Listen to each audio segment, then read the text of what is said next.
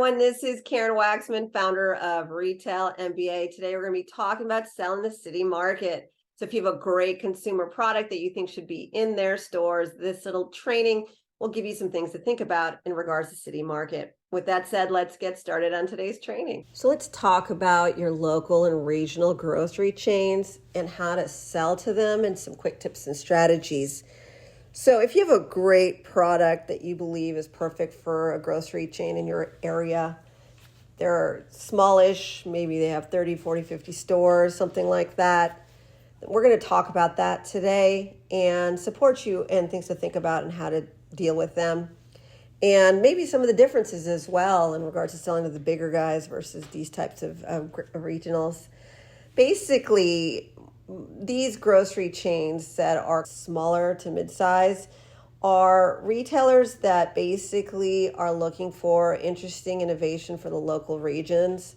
So whatever's hot or interesting in that particular region that they are working in, they're interested in that, right? So obviously, if they're not global, they don't need to only focus on a mass audience, meaning that they really care about their niche, right? So if it's on the East Coast versus West Coast, they care about different things, different times of year and so forth. So be aware of that.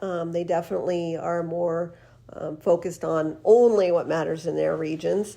And it sounds silly, but it's actually important to the buyer. The buyer is really just looking for how can I sell more stuff to a particular audience in a particular area that matters. So that's something to explore, get to know that particular grocery chain and understand who their audience is. The other thing is that they usually have a way for you to sell to them on a local level, meaning you can go store to store and usually open up accounts. The reason I say that is because you're dealing with perishable foods. So that's something to consider. Also, that means that you could literally go in your car, bring your product samples and so forth and say, I'd like to speak to the buyer for this particular store, see if you can open up some accounts. When they have a decent number of stores they're responsible for, they usually always have buyers for all of their stores. So you can sell them individually, but you don't sell that much.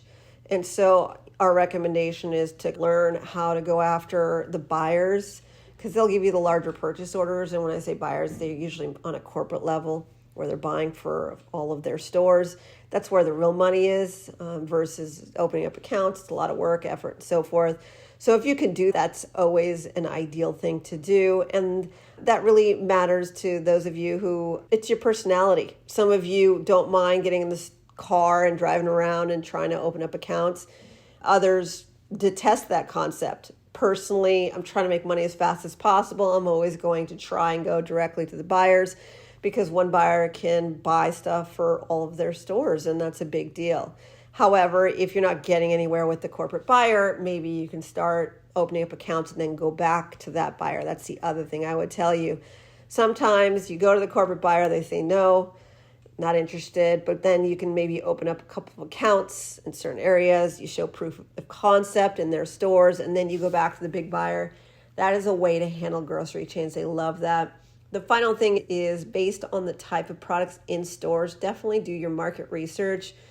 These buyers have seen it all. That's all they do all day long is see food products and so forth, but don't ignore these grocery stores for other types of products, and also do a little bit of research to see what is going to fit in their stores that is idyllic for them that they haven't already been selling.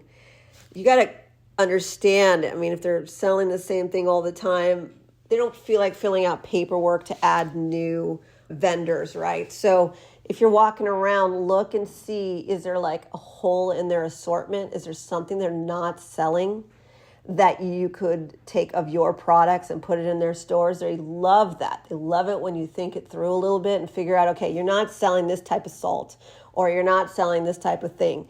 And maybe that'll open up that account. So if I was to give you advice, is to think about, what would you do to get the buyer enticed to get started with you, not throwing up all of your products onto this buyer. I'm just saying it jokingly, but ultimately it means if you have a lot of products, you're not showing her a lot of products. Come up with a concept for her, and that would make her happier. Her equals the buyer. So anyways, I hope that gives you some ideas on opening up grocery accounts in your local and regional chains. If you want to learn exactly how to talk to buyers, how to get them to buy, what words to use, how to get them to give you orders faster, all that stuff, please take a look at what we're up to at retailmba.com. We are a retail consultancy, and we're also a rep agency, and we've been helping people get their products into stores for a lot of years and had tremendous success. Karen Waksman, Retail MBA. Hope that helped.